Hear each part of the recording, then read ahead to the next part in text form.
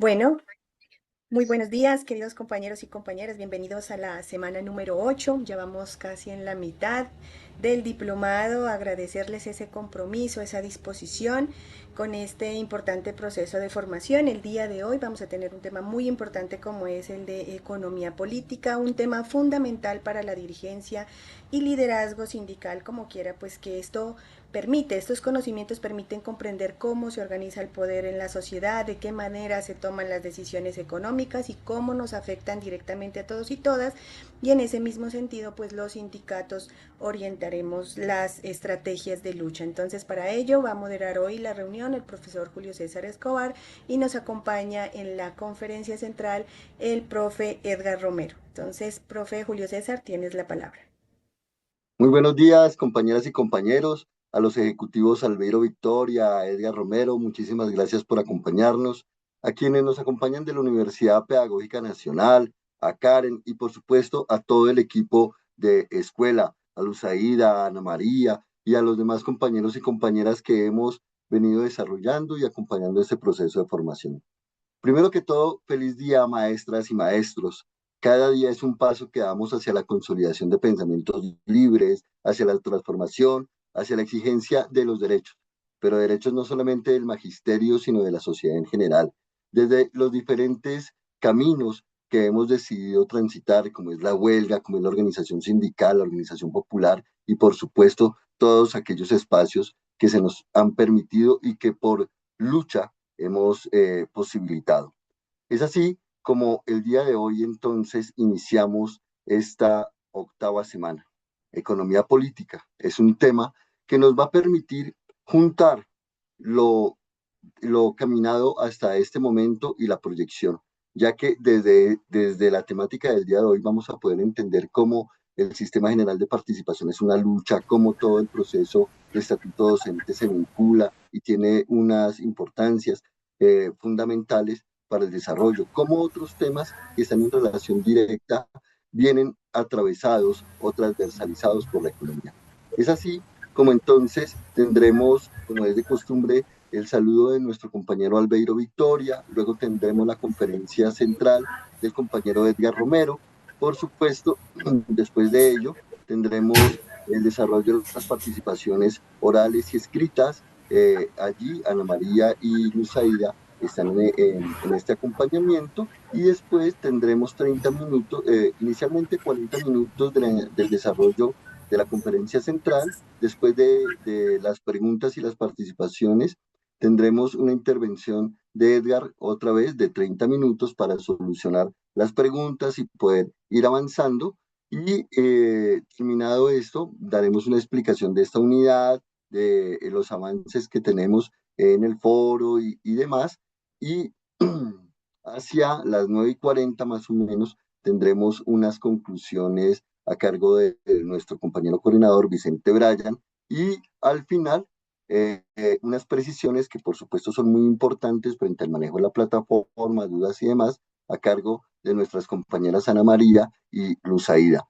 Siempre es muy importante en estos momentos, en este mes de mayo, no solamente recordar que es un día de reivindicaciones de luchas del magisterio y de reivindicaciones de luchas sociales y populares, sino que también es este año, este mes, es muy importante porque estamos básicamente a 15 días de la elección presidencial.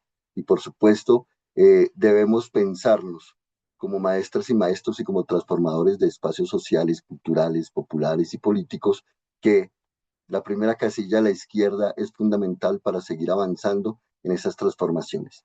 Que sin ello vamos a devolvernos, vamos a atrasarnos, vamos a perder derechos, vamos a perder estabilidad emocional y posibilidades de transformaciones reales.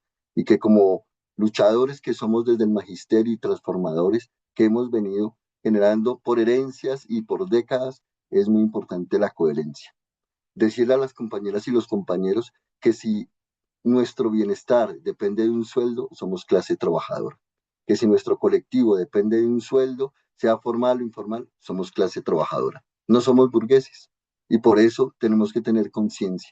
Y la conciencia es, por supuesto, desde lo político, desde lo organizativo y desde lo sindical. Bueno, Entonces, en este 16 de mayo iniciamos con el saludo de nuestro compañero Albeiro Victoria. Compañero Albeiro, le escuchamos.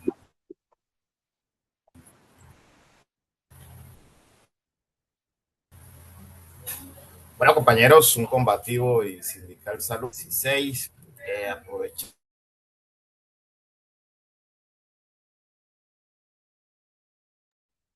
No se le escucha. No sé si soy yo.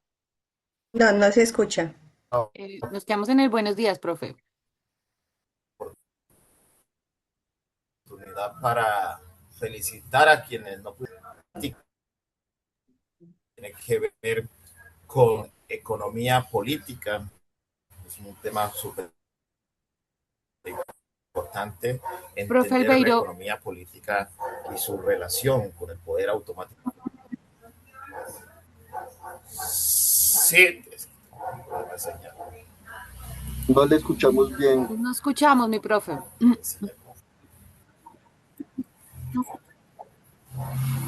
Profe Albeiro, Sí, pero está fallando aquí, parece. es que quizás sean los audífonos, mi profe, porque escuchamos el ruido, el sonido ambiental, pero no su voz, entonces de pronto son como los audífonos.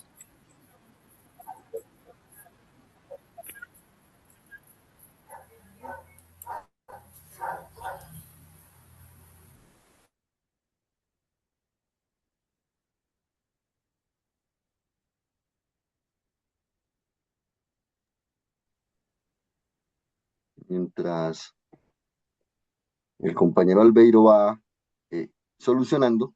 Entonces, bueno, es importante tener presente que este es un módulo de introducción a la economía política. Como lo hemos venido planteando, pues la economía es uno de los elementos que transversaliza la dinámica constante. Es mientras el compañero Albeiro logra solucionar el sonido, vamos dialogando sobre el módulo y cuando para que él nos pueda generar el saludo y luego arrancamos con la conferencia. Entonces, en este primer gobierno hemos Compañero tenido... Julio, Señor, Ahora, listo, ahí ya, les escuchamos. qué pena, hombre, parece que mi conexión de internet está inestable, me conecté aquí desde el celular, no tenía audífonos, pero estaba intermitente. Entonces, hoy nuevamente nuestro combativo y sindical saludo, ya que nos saludar a todos los maestros en su día. Ayer fue un día súper importante que también nos invita a reflexionar sobre el quehacer, saludarlos a ustedes, nuestro equipo de trabajo que sábado a sábado están llegando a los hogares de cada uno de los maestros que cursan este diplomado, a nuestro ejecutivo Edgar Romero, nuestra camarada, que le agradecemos antemano por hacer posible también estas reflexiones sobre economía política para el magisterio colombiano, sobre todo los compañeros presentes, pues se le agradece y sé que va a ser muy importante conversar y reflexionar sobre precisamente sobre economía política, porque analizar cómo se organiza la vida económica es importante, ¿cierto? Porque de ello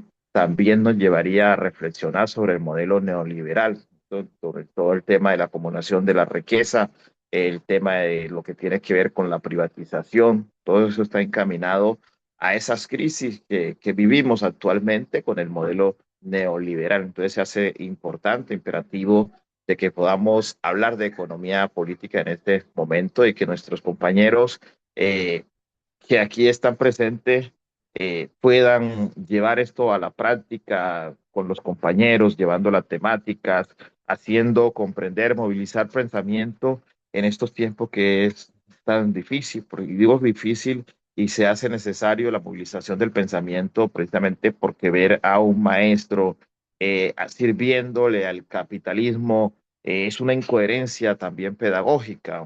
Hoy yo no conozco en el país, al menos no tengo referencia, no sé si el equipo tenga referencia, que un rico sea maestro. Eso no es propio de nosotros. Nosotros somos de un sector social luchador, venimos de familias humildes. Los ricos no escogen ser maestros, eso no da plata, es más social. Entonces, ahí comprendemos bastante este tema de la economía política y de lo que vamos a hacer con estos modelos neoliberales. A pesar de que estamos organizados en sindicatos muy potentes en el país, con unas estructuras muy grandes, una capacidad enorme de convocatoria en la urna sindical. Vemos la falencia en lo social, en la parte fuera del quehacer docente, si lo podríamos llamar así.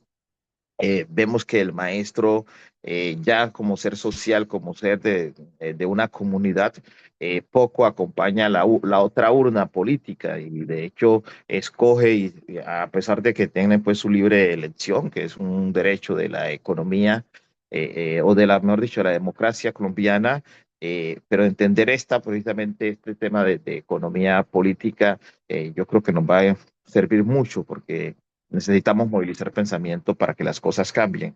Entonces, compañeros, todos bienvenidos. Aquí voy a estar escuchando las temáticas mientras me conecto a mi clase habitual también de los sábados. Entonces, muchas gracias por estar aquí. Muchísimas gracias, compañero Albeiro Victoria, eh, por sus palabras, su saludo y su invitación. Entonces, en la mañana de hoy estaremos acompañados por nuestro ejecutivo Edgar Romero. Él, especialista en pedagogía constitucional y democrática, didáctica del arte, normalista y licenciado en básica primaria, abogado, expresidente de Cimatol y actualmente ejecutivo de la Federación Colombiana de Trabajadores y Trabajadoras de la Educación. Con él desarrollaremos este módulo fundamental para entender, bueno, para entender esa introducción a bases de la economía política, lo cual nos va a permitir desde diferentes puntos poder entender estos múltiples trazados que ha generado el neoliberalismo y las dependencias que se vienen dando. Sin más, entonces, escucharemos a el compañero Edgar Romero. Eh, Bienvenido nuevamente a este espacio de formación, y le escuchamos. Bueno, un saludo especial a todos los profes que están en este curso de formación supremamente importante, fundamental. Es la base y la fortaleza de la lucha de FECODE, de Cimatol, que líderes y lideresas, sacrificando de su tiempo, tengan el gusto de estar en estos cursos de formación, porque esto nos permite indudablemente tener la esperanza de que la lucha continúa, de que va a ser fuerte y de que nosotros, los maestros colombianos, tenemos ese potencial académico, pedagógico, somos sujetos orgánicos que nos permite mantener en la sociedad la defensa de los derechos, especialmente la educación. Reconocer su papel, felicitarlos a todos, a todas.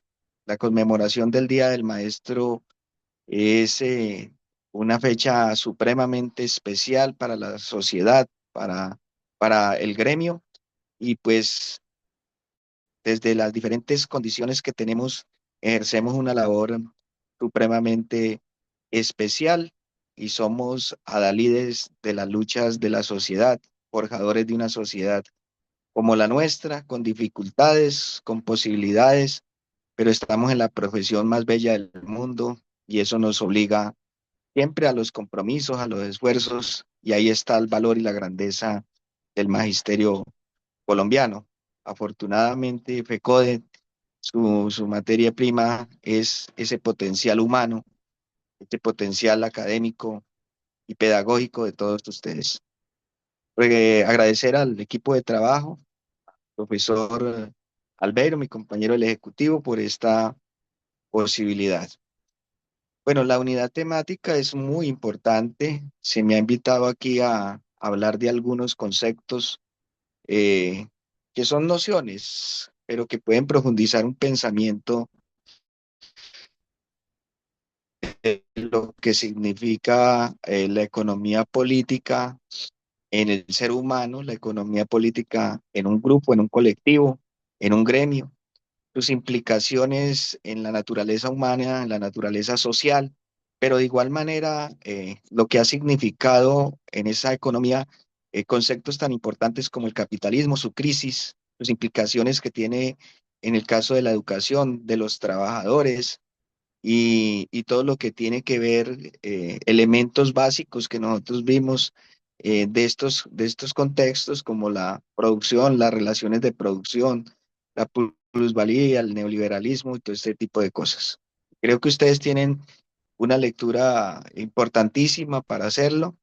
Yo siempre quiero agregar elementos adicionales. Me comprometí a que no se preocupen por la presentación que yo les hago llegar con el equipo, todo lo que, o aspectos de lo que dije, porque siempre me gusta la exactitud y en ese aspecto quiero dejar un buen material. Bueno, entonces la intervención va a constar de varios aspectos. Algunas bases de antecedentes de lo que es la economía política.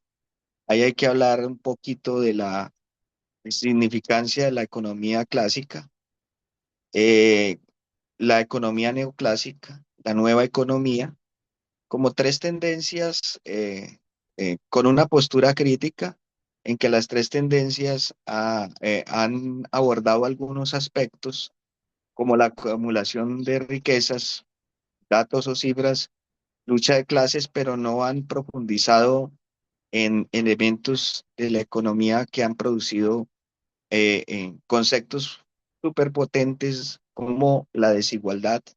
No ha habido un estudio de proceso de lo que significa la desigualdad desde la acumulación de riquezas, que es uno de los aspectos de economía política. Desde luego, ver las relaciones de esa disputa entre una sociedad, una mirada unitaria, una mirada monopolista o monista, frente a una mirada como los neoliberales de individualidad, de lógica del mercado, de rentabilidad. Esa disputa está ahí y tenemos que entenderla desde algunos teóricos como eh, Stiglitz, Piketty, eh, Baudrillard en la sociedad del consumo, Bauman, el tema que tiene que ver también con la mirada de Foucault frente al neoliberalismo.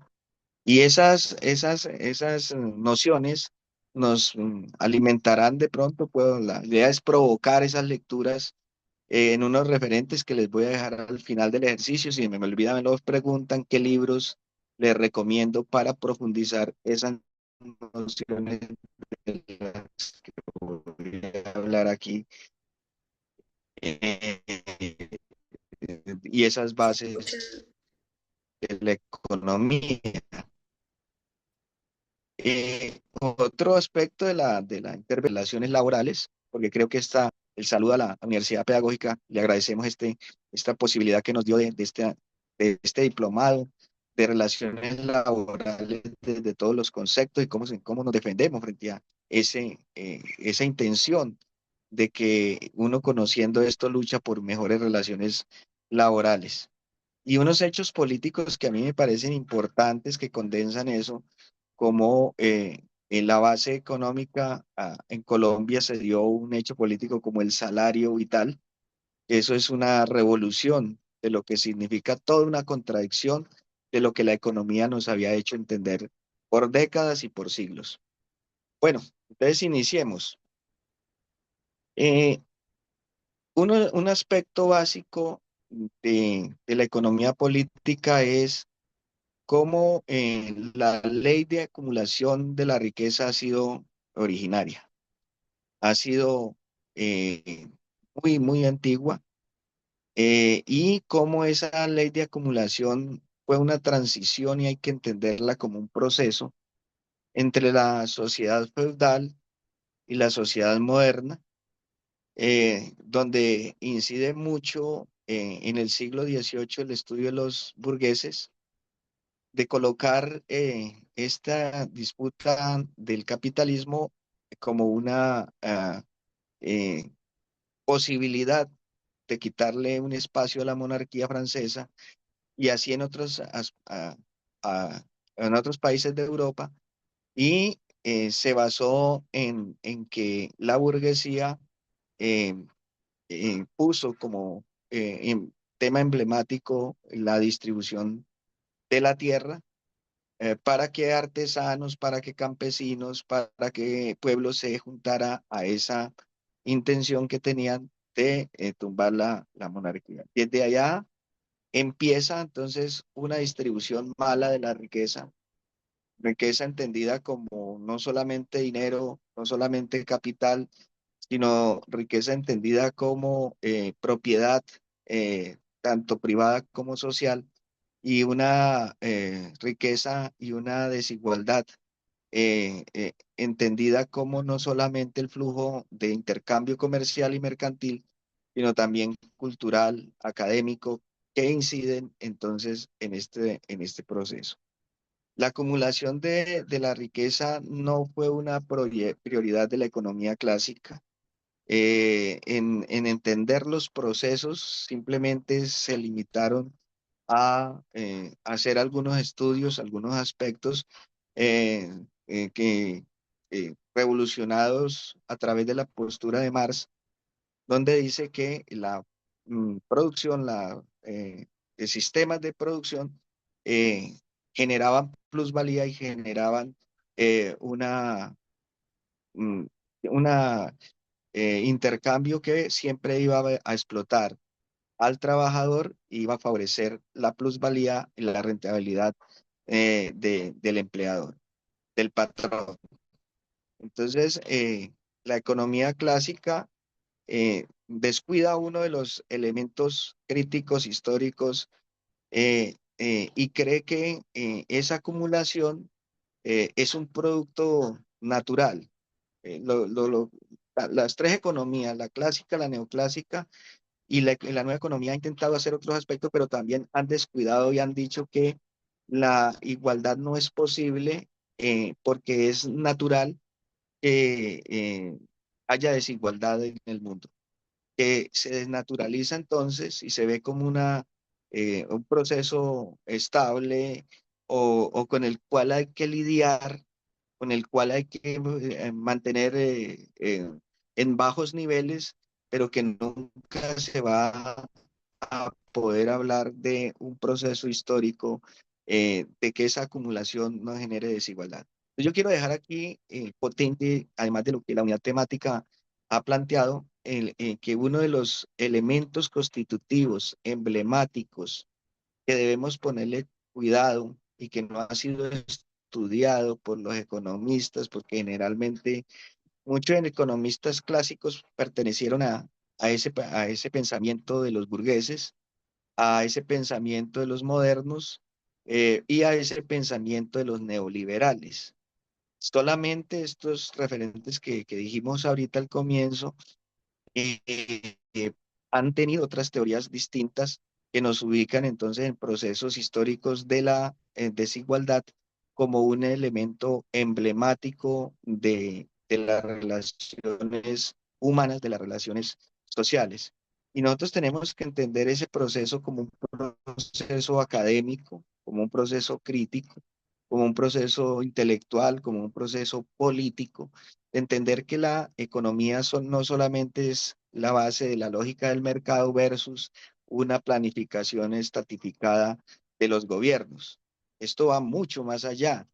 Y entonces ahí se plantea preguntas como entender la desigualdad desde la perspectiva de la economía política, de qué forma se articula todo esta desigualdad en el capitalismo y qué relación tiene con la globalización y con el neoliberalismo, y implica situar la desigualdad en un concepto de categoría de esa ley de acumulación de riquezas. Entonces, Marx planteaba que la economía fundante de la sociedad capitalista moderna debe tener como de sus elementos emblemáticos la desigualdad. Aquí hay unos datos que ya los neoclásicos y los modernos empiezan a dar en el caso de Piketty para que entendamos la dimensión del asunto. Nos plantean el aumento de 100 millones de personas en condiciones de pobreza. Miren el primer elemento de desigualdad. Que el 10% de la riqueza se concentra en los ricos y un 0,1 de esa riqueza se concentran en los billonarios, en los mega ricos, en los que se estudian a través pers- eh, de, de percentiles y de unos elementos económicos que los ubican en esa categoría y que tienen dominado el mundo. O sea, este es un mundo muy desigual en forma universal, es muy desigual en los continentes, es muy desigual en América Latina y es muy desigual en lo que nosotros aquí en Colombia nos han ubicado en el segundo o tercer país más desigual del mundo. O sea, las brechas entre ricos y pobres es grandísima y ese estudio lo hace la economía, los nuevos economistas como Piketty, que hace una investigación de la desigualdad y cómo a través de la historia las sociedades las han tenido de diferentes maneras. Hoy en la posmodernidad, con una sociedad de consumo y de rendimiento y un neoliberalismo rampante. Pero digamos que siempre ha existido esa naturalización de la desigualdad, de la acumulación de riquezas, para justificar la mala distribución de las riquezas. Es decir, para que ese 0,1%, ese 10% se quede con todas las riquezas de las naciones, para que se queden con el acumulado de lo que se produce en el planeta. Solamente un 40% está ubicado en la clase media, en la clase nuestra, y hay un 50% de los más de 7.500 millones de habitantes del planeta que están en condiciones de pobreza y en condiciones de pobreza extrema. Entonces, en este sentido, hay que decir que se debe transformar esas teorías y decir que el compromiso social debe ser una investigación a fondo de la mala acumulación de la riqueza, la mala distribución de la riqueza y de la desigualdad y del consumo rampante que nos tiene en peligro, en riesgo en estos días y que ha destrozado el ambiente, ha destrozado las relaciones interpersonales y ha desmantelado las fronteras de las naciones. La propuesta política de la burguesía del siglo XVIII entonces fue esa. Y el trabajador lo consideraban entonces como un valor de trabajo pago a través de un salario, pero donde se quedaba también con parte del mismo el propietario industrial. La sociedad industrial generó eso y hoy es cambiado esa misma connotación por el éxito y el fracaso, la meritocracia, el que usted mismo sea el generador de su empleo, de su valor, de sus cosas, y en las empresas pues se mantiene la rentabilidad y la producción, en la producción de servicios que superó la sociedad industrial y que hoy nos lleva entonces al desplazamiento de la división del trabajo por otras modalidades y que implican de todas maneras que se mantenga lo que los clásicos y neoclásicos hablaban de la sobreexplotación de la riqueza, pero sin un estudio profundo y crítico de los fenómenos sociales que podrían determinar la justificación de una lucha individual contra estos postulados clásicos y neoclásicos de la economía política. Eh, Autores como Rousseau, Voltaire, Kant, hablan de la posibilidad de una economía y de una sociedad basada en un contrato social más justo, más social. Para los neoliberales o la nueva economía, algunos pensadores, Friedman, Hayek, plantean que no hay no puede haber una sociedad perfecta más allá de la lógica del mercado.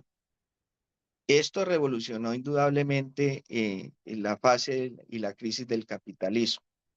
Es decir, no se acepta en el pensamiento neoliberal, que no es solamente económico, sino intelectual, fue con una intención de ir más allá del liberalismo, pero su sustento intelectual es que no puede haber una sociedad monista, no puede haber, algunos lo dicen y Foucault fue criticado por eso, porque dice que la sociedad en el neoliberalismo no existe y que hay que entender el neoliberalismo desde esa postura crítica y desde esa postura de rebeldía frente a los teóricos de un contrato social, de un pensamiento social.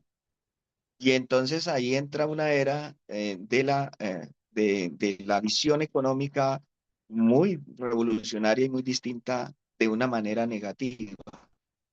Porque lo que tenemos en estas décadas y en este siglo es que entonces ese pensamiento es único en no dejar que la acción colectiva surja, en no dejar que la unidad de la economía, de la política se sobreponga en con relación a los derechos de la gente, sino que aquí prevalece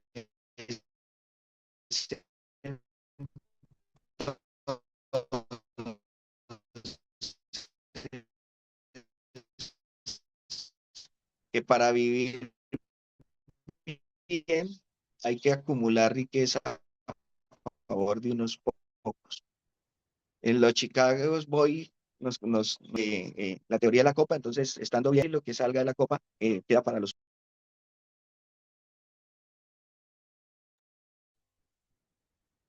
¿Se le cayó al profe la señal o es a mí? Sí, Creo no, que se no le se cayó escucha. Y al profe, no, se le cayó. estaba Vamos que se a, le Hola, desconectaba. sí, hola, hola, hola, hola. hola. Le escuchamos, Sí, maestro. profe. Escuchamos, profe. Entonces ahí hay una ruptura con la economía moderna y posmoderna, porque entonces aparecen otros fenómenos muy potentes de esa relación en la economía política. Es la relación de la sociedad del consumo, la sociedad del rendimiento y la sociedad del individualismo, del egoísmo.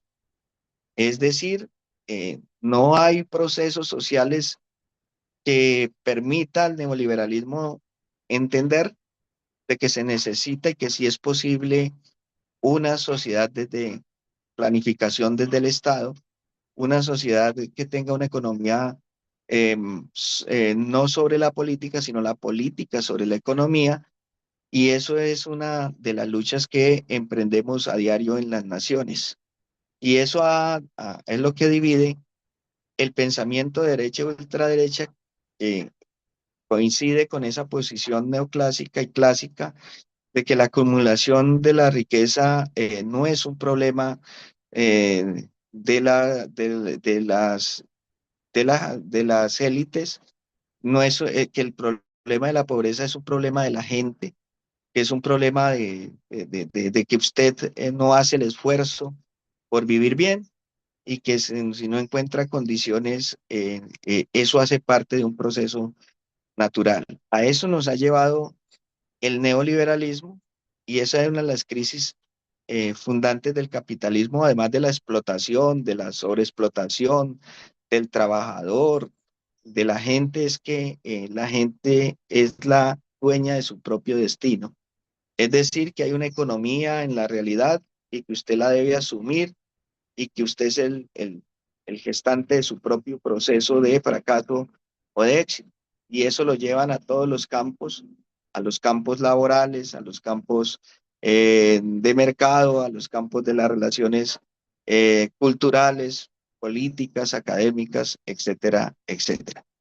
Entonces, Foucault plantea en un libro titulado La última lección de Foucault sobre el neoliberalismo, una teoría y una política de entender que esa crisis del capitalismo, hoy llamada neoliberalismo, que fue también imperialismo, que se llama por otros globalización, por otros mundialización, todos merecen un estudio no solamente de las relaciones de mercado, sino que merecen un estudio crítico de por qué esa visión no permite que haya unidad, sino que es una visión de decir que entonces debemos ser competentes para buscar nuestro mejor futuro personal, social, y que las sociedades no se pueden convertir en agrupaciones, no puede haber una unidad, sino tiene que ser sobre la base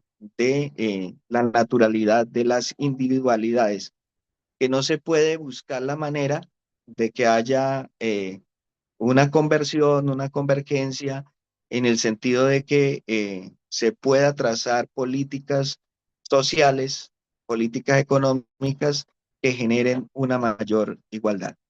Y esa postura la tiene la derecha, la ultraderecha, los neoliberales, versus una postura de izquierda que creemos que sí es posible, lo que Rousseau decía, de que en medio de mis diferencias, de mis posiciones individuales, yo le regalaba a ese contrato social la posibilidad de unirme con otros para buscar lo mejor y buscar un contrato que fuera para todos. En eso, entonces, hay una crítica a Foucault en el sentido de que auspicia en los neoliberales una revolución a ese estudio que se dio particularmente en el keynesianismo de los años de los 30 gloriosos después de las dos guerras mundiales. Es decir, la desigualdad se ha presentado en condiciones normales de una forma exuberante, pero cuando hay destrucción social, que fue lo que se presentó con las dos guerras mundiales, aparece una teoría revolucionaria de que sí era posible mejorar el bienestar de la gente, pero lastimosamente se dio desde la destrucción social. Es decir, se plantea entonces que para que haya menos desigualdad tendría que haber ese tipo de cosas para demostrar de que sí es posible avanzar en una igualdad o en una con mayores proporciones o una desigualdad menor que no haga daño y no genere tantas brechas entre los unos y los otros. De tal manera que esos 30 gloriosos de la economía que se dieron es lo que hace que entonces el capitalismo se reinvente. Y es donde aparecen nuevamente esos pensamientos un poco atemorizados de que esa economía que denominaban comunista, socialista, socialdemócrata, se fuera a imponer en el mundo.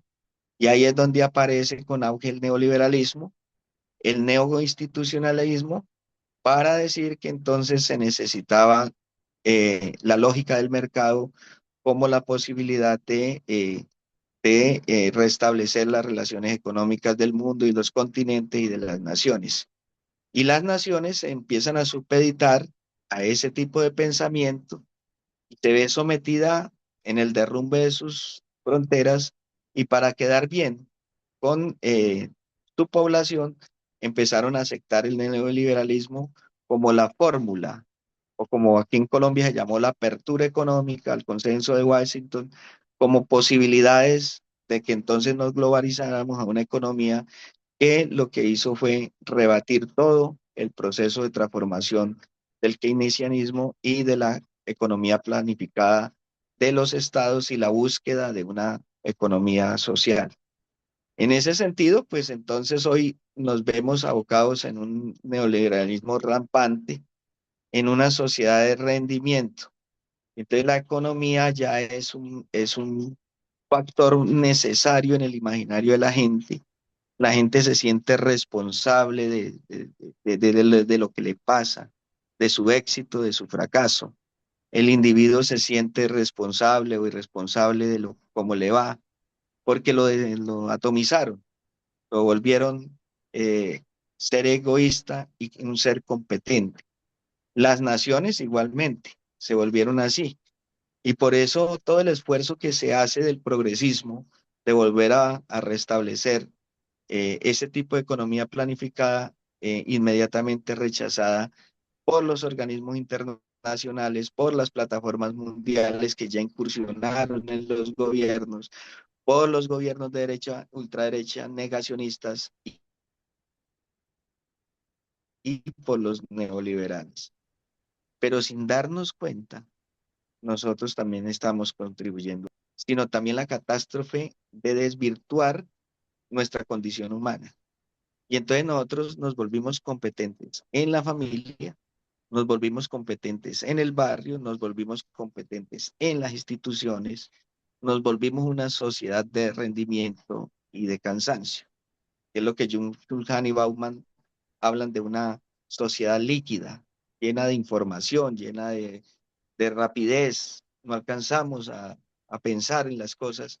Y eso le conviene a este tipo de pensamiento neoliberal porque inmediatamente desarticula la posibilidad de un mundo con una propuesta global distinta, porque ya en el individuo está enclaustrado toda una serie de medidas individuales que nos hacen culturalmente más débiles y proclives a una economía política neoliberal. Nos volvimos también una sociedad de consumo, esclava, una sociedad donde los centros comerciales, el hedonismo económico fluye. Sin darnos cuenta ya somos esclavos de esa economía.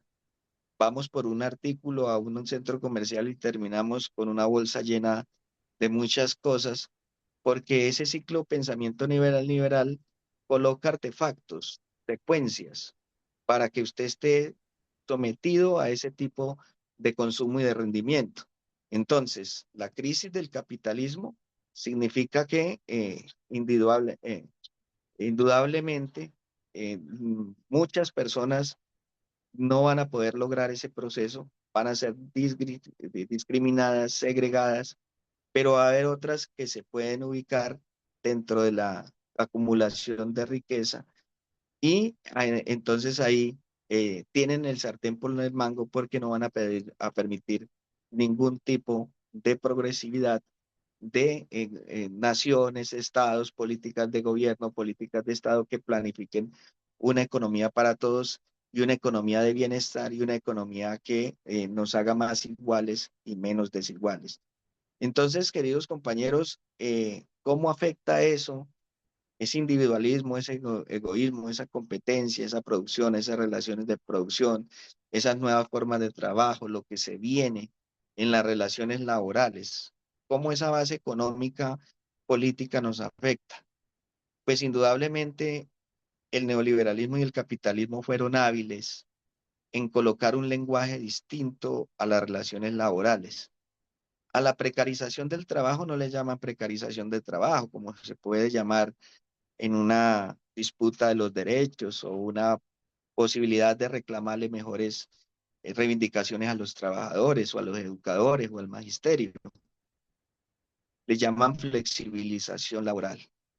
A la intromisión de la economía extranjera le llaman confianza inversionista.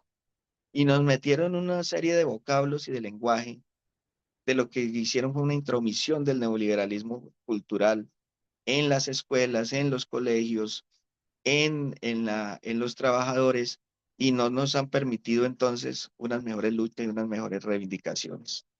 La economía operaria está en la escuela, los empresarios por la educación están en la escuela, los contratistas están en el Ministerio de Educación de una manera endógena con erario público y pretenden una privatización exógena con los bonos escolares, por ejemplo. Entonces, en las relaciones del trabajador no es solamente la plusvalía, el que se hayan quedado con parte de la rentabilidad del esfuerzo y el trabajo, sino también en someter al trabajador a unas relaciones laborales precarias. Y en eso entonces hay que reconocer que la lucha de nuestra federación ha sido importante. En eso hay que decir que a pesar de que tenemos condiciones bastante difíciles, si tú comparas la lucha por las relaciones de trabajadores del magisterio de FECODE, la lucha de la Central Unitaria de Trabajadores por el resto de trabajadores, comparado con otros países de América Latina, comparado con otros países del mundo, pues con algunos estaremos en inferioridad, pero con otros estamos en superioridad.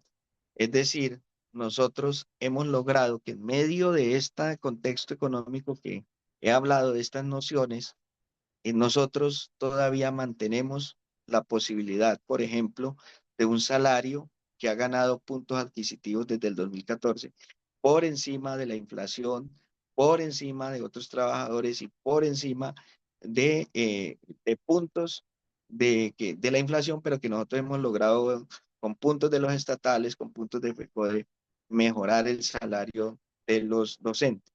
Hay un estudio que dice que más de 40% hemos recibido entre la CUT, los estatales y FECODE. Y eso significa entonces una revolución de las teorías clásicas y neoclásicas de que sí es posible mejorar la vida de la gente y que no va a generar desempleo y no va a generar baja de la productividad y baja de la rentabilidad. En eso nosotros tenemos que valorar eso, más el sistema de ascensos, de reubicaciones, que en medio de las cosas no tenemos lo que deberíamos tener, que un salario profesional adecuado a la labor que realizamos, pero sí nuestras luchas han demostrado que esa teoría de lo social, esa teoría de la unidad, esa teoría monista de mejorar el bienestar de la gente, sí es posible. Que los neoliberales nos están mintiendo y nos están diciendo cosas contrarias. Y lo otro es el hecho político que planteaba del salario mínimo vital. Eso es revolucionario. Fue no solamente el aumento de casi 1 millón de pesos, sino de decir que los empresarios siempre nos tuvieron y los neoliberales nos tuvieron con el cuentico de que nosotros íbamos a generar desempleo por el aumento del salario que ya no se llama mínimo, sino vital. Ya eso es un nombre distinto, ya eso es un nombre constitucional, ya eso es un nombre que quedará para la historia, ya eso es un nombre que es una obligación del gobierno progresista, que continúe de cualquier gobierno progresista. Eso ya puede radiarse en América Latina, de que sí es posible esa situación. Se ha Compañero demostrado, Edgar, qué pena. Nos quedan cinco ya minuticos voy para ir terminando, redondeando. que de enero acá ya no se ha generado dificultades en la productividad ni la rentabilidad. No ha aumentado el desempleo, ni ha afectado la inflación. ¿Qué quiere decir con esto, compañeras y compañeros? Que ese hecho que fue tan en décadas y siglos de que el trabajador era explotado de manera exagerada, sí tiene unos niveles de posibilidades de que el trabajador tenga otras condiciones y que no afecta ni a la empresa, ni al Estado, ni al gobierno, ni a la sociedad. Esto quiere decir que entonces eh, las dos tesis que hemos planteado aquí, que es una teoría de que no puede haber una economía por fuera de la lógica del mercado, no es cierto. El mercado solo no se puede regular, está demostrado. Se necesita la política de Estado, se necesita la política de derechos de la gente, se necesita los estudios rigurosos de los fenómenos sociales, históricos, que le permitan recuperar a la gente las condiciones económicas y sí es posible. Es decir, que los neoclásicos y los clásicos no nos pueden demostrar a la nueva economía política de un progresismo de que no es posible mejorar la vida de la gente desde lo colectivo. La jurisdicción agraria, la compra de tierras, la entrega de universidades, la entrega de instituciones educativas, el aumento del presupuesto de la educación, el mejoramiento de las condiciones de los estudiantes del SENA, de los médicos, del descongelamiento del escalafón de los maestros. Todos esos son hechos concretos de una nueva economía que sí es posible desde lo social, que sí es posible desde el bienestar de la gente, desde los derechos, y no es cierto entonces que la lógica del mercado sea la que perdure en el planeta y que sea la que nos haga vivir bien. Esa es la invitación a entenderlo así. Bien lo han dicho Julio y otros compañeros. Nosotros no somos de esa sociedad de rendimiento, de esa sociedad neoclásica y clásica de la economía que explotó la gente. Nosotros somos seres sociales y debemos apuntar a una economía política y a exigirle al Estado, a la sociedad, al empresariado, a todos, a que sí es posible un mundo distinto, desde una economía distinta y una política distinta.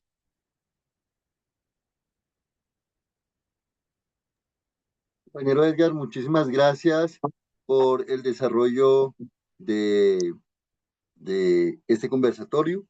Ahora vamos a pasar a un momento de preguntas, tanto de manera oral como escritas, y después de ello tendremos 30 minutos para que su merced eh, pueda sintetizar las respuestas y desarrollar pues, las aclaraciones correspondientes. Entonces, compañera Luzaida, Ana María, les escuchamos.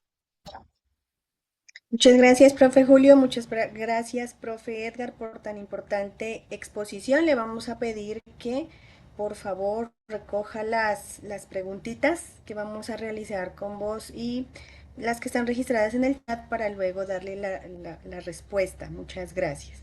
Anita, tienes el micrófono cerrado, Anita. Sí, señora. Bueno, muy buenos días para todos y todas.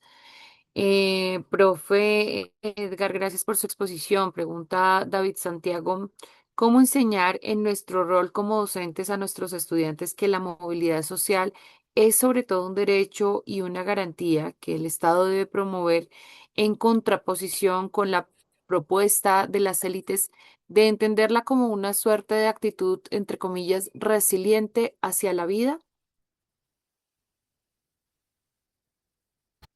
Profe, otra pregunta, dice David, ¿podría explicarnos más a fondo la propuesta de Paloma Valencia frente al tema de bonos escolares? Si bien es de conocimiento público que es una medida de privatización, quisiera entender mucho más la arista de esta. Pregunta Sara, agradecería una claridad explícita del sistema general de participaciones. ¿Quieres continuarlo? Ok, compañero Cristian David Ariza, ¿se encuentra? Profe Cristian David Ariza, ¿sí me escuchan? Sí, sí te escucho, pero no tengo quietud. Gracias. Bueno, mi profe Cristian, profe Iris Eliana Toro Saldaña, profe Iris Eliana Toro Saldaña, profe Yulisa Chávez Gamboa, mi profe Cindy Giselle Pinto Cabrera y profe Elvia Terelis Angulo Rojas, ¿no se encuentran en sala?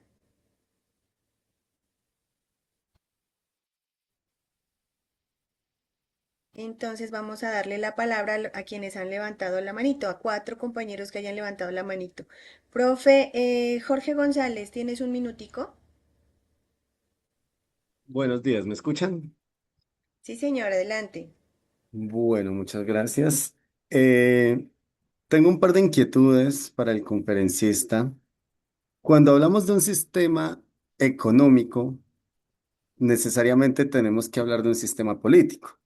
Por lo general, las actuales democracias se han constituido a partir de, sí, conviven, coexisten con el neoliberalismo, que es casi una antítesis, en tanto el neoliberalismo, como hemos escuchado, es una negación de muchos derechos. Es una romantización de muchos términos que finalmente subyugan al trabajador. En fin, la pregunta es, ¿qué tránsito debemos hacer? A una, lo que llamamos ser socialdemócratas, que incorporaría un neoliberalismo, yo qué sé de qué tipo, o a un comunismo, eh, como que no hay una ruta clara en ese orden, y esa es la primera. La segunda es, con todo ese discurso neoliberalista, pues, y me extraña que no se ha tocado acá, no se habló de cómo eso se incorpora a la educación. Eh, Particularmente, por ejemplo, en los sinónimos y justamente esos términos romantizantes 10 segunditos, mi profe. como la calidad, por ejemplo, estar sometidos a pruebas estatales, pero también internacionales, y que todo eso evalúe la calidad del maestro y de alguna manera haya una economía y unas nociones neoliberalistas ahí detrás de la educación. Gracias. Gracias. Solamente para aclarar, vamos a tener una sesión de neoliberalismo y educación. Más adelantico, muy interesantes tus preguntas, mi profe. Muchas gracias. Ujú. Bueno, muchas gracias. Profe Edgar, a propósito de salario, precio y ganancia, pregunta por aquí la profe Esperanza, ¿cómo explicar el argumento falso de que el aumento del salario mínimo, hoy llamado salario mínimo vital, conlleva al aumento del desempleo? Pregunta Samuel Cristancho, ¿cómo podemos los docentes hablar de las causas reales de la desigualdad cuando desde ciertos sectores de poder se construyen discursos de, entre comillas, seguridad que al mismo tiempo reproducen y legitiman violencia? ¿No es problemático que quienes deciden combatir los conflictos sean, en parte, responsables de las condiciones que los generan? ¿No estamos entonces frente a una lógica en la que, entre comillas, la seguridad termina imponiéndose sobre la justicia social? Pregunta Edwin Hernán, ¿qué elementos de la economía neoliberal se identifican en la Ley 115 de 1994? Profe Harold Camilo Sánchez Duque. Buenos días a todos y todas. Soy el profe Harold Buenos días. Sánchez de la institución educativa Policarpa Salabarrieta del municipio de Samaniego, Nariño. Primero, una Uy, corta ancianito. acotación. Lastimosamente, hoy en día en este mundo posmoderno se ha dogmatizado la concepción socialdemócrata, en donde nos dicen, ¿no? No, no estamos de acuerdo con el neoliberalismo, pero sí estamos de acuerdo con un, entre comillas, capitalismo solidario, capitalismo responsable. Y lastimosamente desde la academia y desde el mismo magisterio, esto me parece totalmente grave, debido a que si nos consideramos seres críticos y revolucionarios y nos comemos ese cuentico, la verdad, dejamos mucho que desear.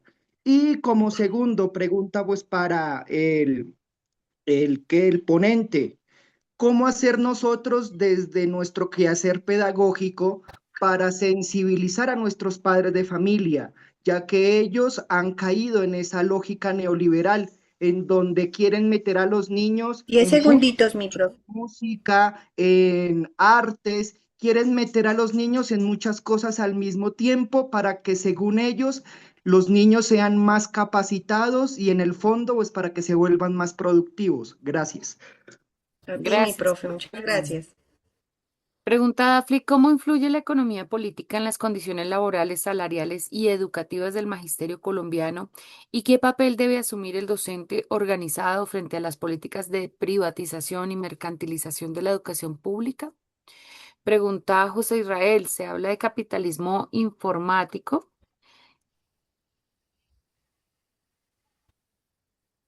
Se habla de capitalismo informático. Los nuevos dueños del planeta están relacionados con las plataformas. La manipulación mediática es el nuevo orden desde el aula y desde el sindicato. ¿Qué estrategias se pueden realizar? Pregunta Mir, ¿cree usted que los modelos de educación por competencias hacen parte de esa lógica de la economía neoliberal? ¿Y cómo podemos combatirla?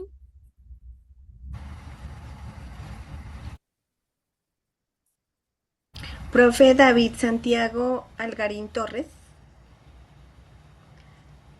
Profe Hola, David. buenos días. Bueno, de Un antemano no, minutico. felicitar al profe por, por la intervención.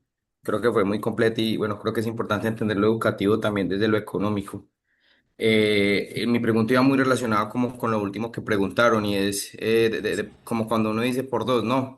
De pronto, ¿cuál es la relación que tiene esa forma de enseñanza por competencias con este modelo? Y también de pronto, ¿cómo podría dársele la vuelta? Es decir, ¿cómo podríamos utilizarlo como base de un proyecto educativo que permita concientizar a los estudiantes de esta realidad y que de alguna manera eh, pues nos permita como salirle adelante de pronto como a esa como esa concepción de lo educativo desde lo mercantil, desde lo capitalista, quizá. Ya, eso era. Gracias, profe. Gracias, profe. Profe Edgar, Exactamente. pregunta Emilio, ¿qué tipo de estrategias podemos implementar desde nuestro quehacer pedagógico y académico frente a la intromisión de elementos propios del neoliberalismo y ese capitalismo rampante, teniendo en cuenta que hace falta mucha conciencia política y sensibilización en el magisterio? Pregunta Yeyita, ¿cómo funciona la economía en las instituciones educativas? Planta física, PAE, biblioteca, laboratorios, escenarios deportivos, conectividad.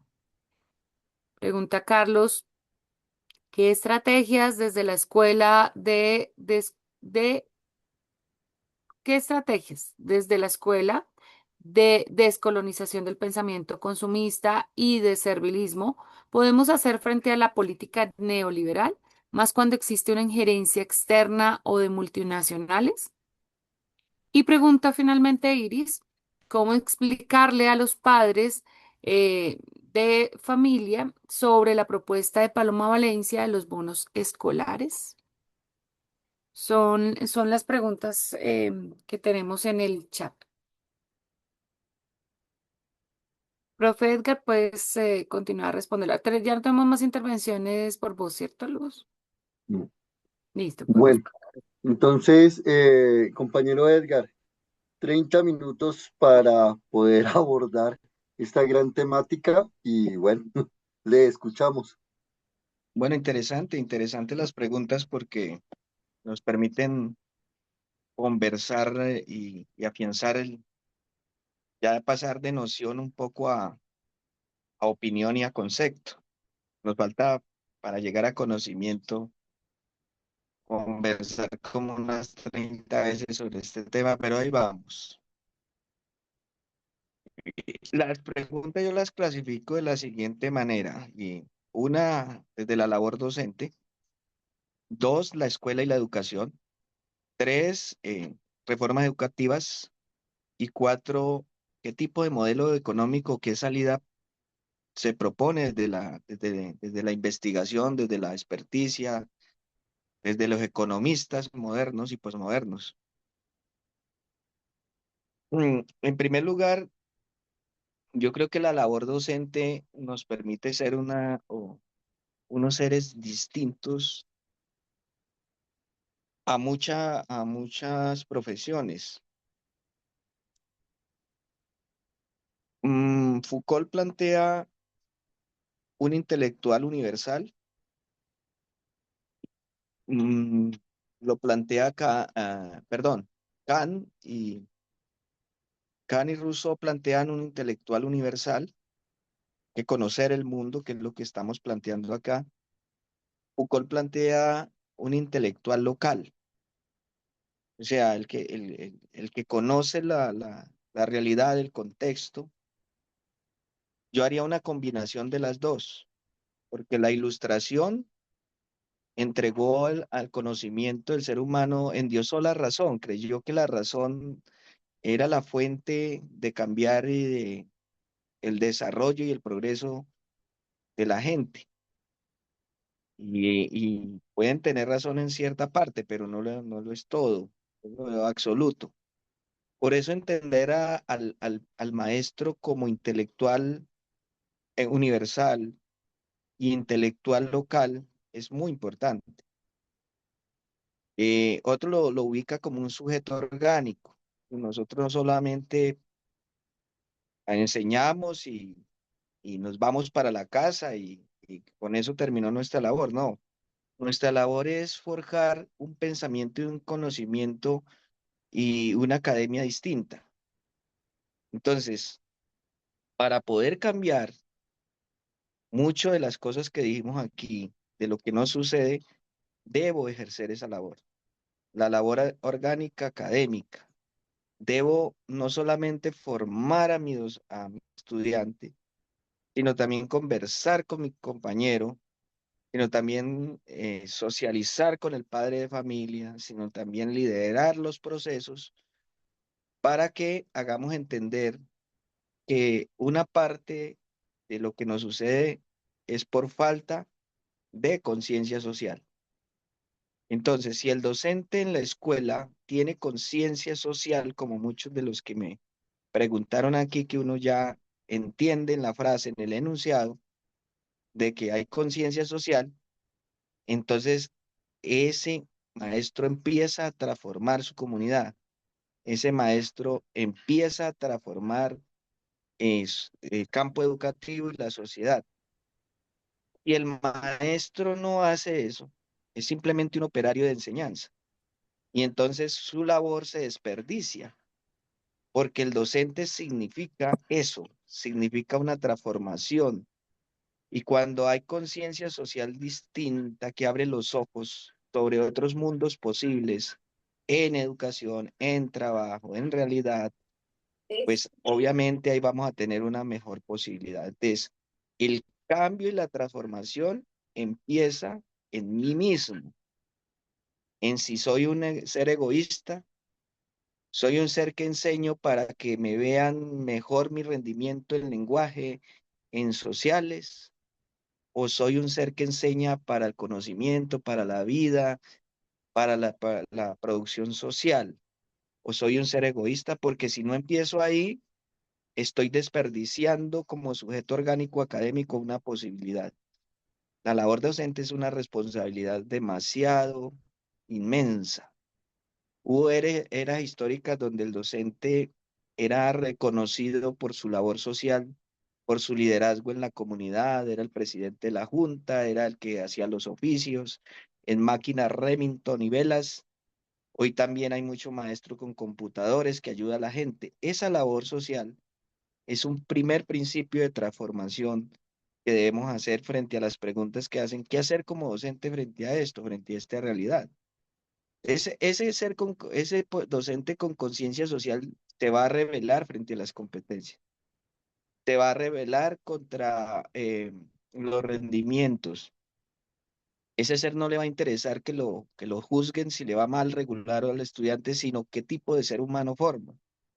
Ese no se va a ir a hablar de otro tipo de oficios académicos, operarios, sino que va a estar en la academia, en la pedagogía, muy preocupado por hacer otros mundos posibles.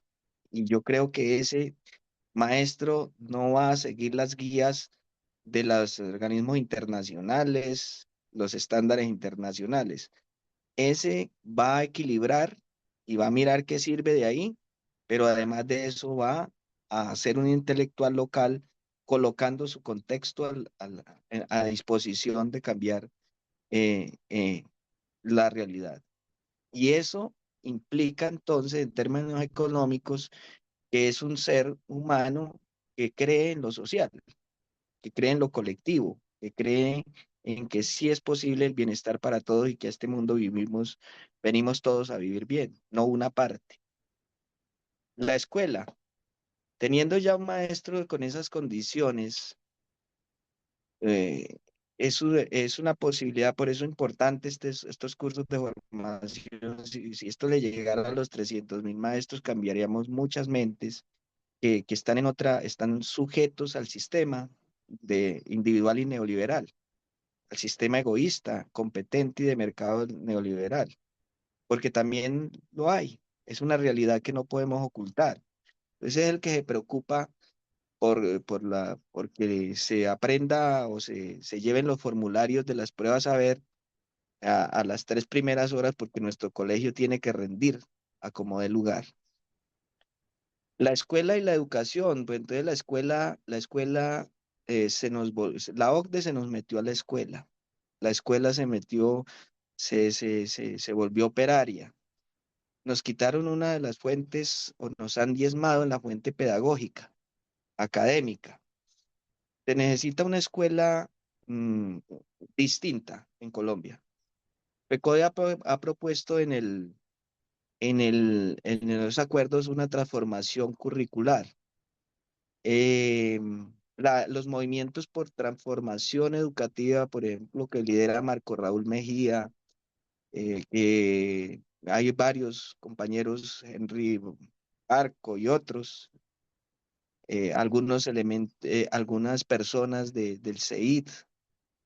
A mí me gusta ese tema de reactivar el movimiento pedagógico y la transformación curricular de la escuela.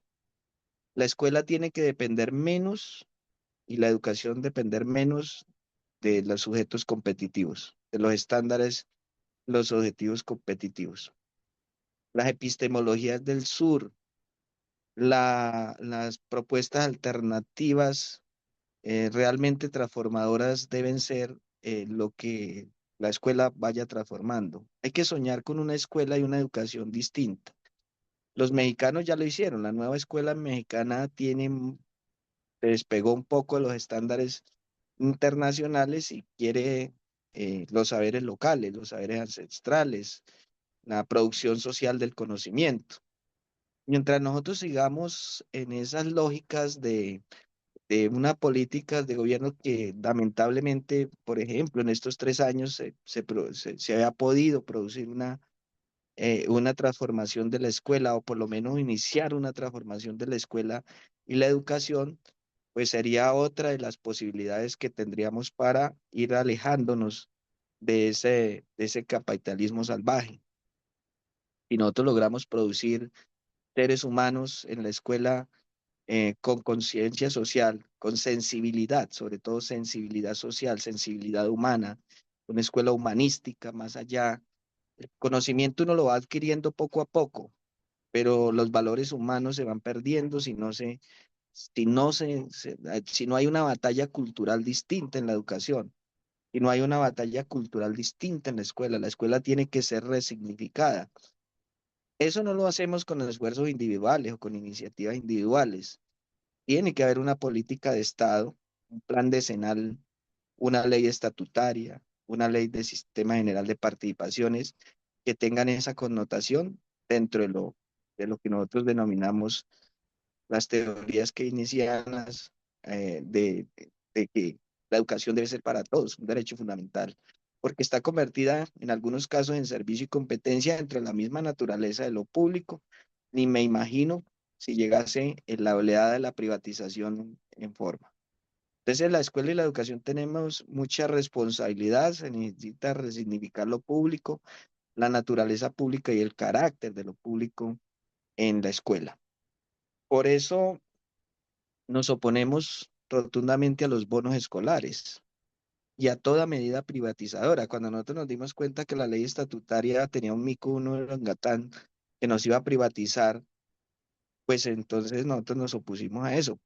Pero soñamos con una ley estatutaria, soñamos con una ley orgánica de competencias que pueda fortalecer la educación pública y con unas medidas distintas, unas leyes de inclusión educativa, como se ha producido en algunos aspectos en Argentina, en Uruguay, en el mismo Chile, tratando de reversar esta lógica del mercado y que han mejorado en algunos aspectos la vida de la gente. La Ley General de Educación aquí fue un intento de eso, pero lo que nosotros consideramos es que esas medidas no pueden pasar. Lo de los bonos escolares, yo lo quiero comparar con algunas referencias que ha sucedido en Chile, que nos lo han colocado como el emblema del neoliberalismo educativo, que genera resultados positivos y no es así. Carlos Ornella, en una política para América Latina, un investigador de varios países, entre ellos Chile, lo que dice es que ahí hay tres tipos de escuela. La escuela pública, hay todavía, la escuela privada subsidiada con los bonos, subvencionada, le llaman ellos por el Estado, y la escuela privada de las élites que ellos no quieren, ellos tienen plata con qué, y no se quieren comparar con los demás. Pero hay varios fenómenos frente a esos tres tipos de escuela. Imagínense tres tipos de escuela, compitiendo todas. Porque aquí en Colombia se compite, pero no es punitivo. Aquí en Colombia no hay que negar que ya nos comparan cómo nos van en las pruebas saber, en las pruebas ITFES, pero a ningún maestro le va a pasar nada porque a su muchacho le vaya mal, le vaya regular o le vaya bien, salvo las discusiones institucionales. Pero en otros lugares del mundo sí ya pasa que si a usted le va mal en los resultados, así le pagan o así lo excluyen. O si le va bien, lo estimulan. Una discriminación total en el mundo competitivo. Entonces, ese tres tipos de escuela que ha pasado con el paso de las décadas en Chile, las escuelas públicas se redujeron en un 35%. Ya eso se cayó. Las escuelas privadas subvencionadas por el Estado, que es un negocio redondo, usted recibir plata del Estado y además de los padres de familia, eso va a ser una rampiña si aquí se presenta, incluido que de pronto nos metamos los maestros en esos negocios. Y eso es un negocio redondo, total, de la lógica del mercado. Y esas escuelas aumentaron en un 86%. Se cayó la una y subió la otra. Pero con los resultados no han podido demostrar de que sean mejores los resultados que las escuelas públicas. Y con las escuelas privadas, pues es las de la élite, que son selectivos, seleccionan a sus alumnos. ¿Qué ha pasado en esos dos tipos de escuela? Que han disgregado a los niños y a los jóvenes con problemas, con dificultades. A esos se los mandan a la pública, como nos toca aquí. Aquí los colegios privados de élite seleccionan a los muchachos cuando van a ingresar a esas instituciones. Es decir, a ellos les interesa es que sea una máquina que les dé buenos resultados en las pruebas para demostrar que la calidad de la educación es mejor. Así nos dicen, por ejemplo, Briceño, Paloma, Cabal y todos nos hacen un estudio de que no estamos entre las 100 mejores, pero lo que no dicen es que ellos seleccionan a los mejores estudiantes. Ellos no dejan o no permiten que un estudiante con problemas esté en una institución privada, lo van sacando. Entonces, disgregación, segregación, desigualdad, volvemos al mismo tema, desigualdad educativa, y a las escuelas públicas le toca someterse a eso a los maestros públicos. Pero de igual manera aumentó el número de pruebas, o sea, la educación se redujo a eso. Porque como tienen que dar respuesta a que tiene que mostrarse a Chile como el neoliberalismo latinoamericano mejor, tienen que someterse a competir las escuelas en las pruebas nacionales, pues también en lo local y en lo institucional y en lo interior, pues, pues se reduce a eso. Entonces aumentaron en los currículos ese tipo de cosas. Y en Chile, pues redujeron entonces los ministerios y las secretarías, pues simplemente a ser operarios de ese tipo de educación, a que los currículos respondan a eso y a que los maestros sean evaluados de acuerdo al rendimiento de los logros de los estudiantes. Esto es lo que no podemos permitir aquí en Colombia. Y bien, vuelvo, repito, hay síntomas de eso, nosotros lo podemos controlar porque no es punitivo, pero al producirse los bonos escolares, pues inmediatamente lo que hay es ese tipo de conductas y nos vamos, cuando usted deja que entre el negocio, la rentabilidad, pues inmediatamente nos convertimos en enemigos en el mismo gremio, porque va a haber maestros metidos en ese negocio. Los padres de familia que pongan negocio, ni se diga, se nos van a convertir en enemigos y va a haber una competencia con el erario público y volvemos al mismo punto. Entonces, la riqueza educativa va a ser mal distribuida porque va a ser para unos pocos y no va a ser para los 7.082.000 niños que están matriculados en este momento en la educación pública. Esto para responder por qué Ecodeció el tema de los bonos escolares. ¿Y cómo va lo del sistema general de participaciones? Ese es el lado contrario.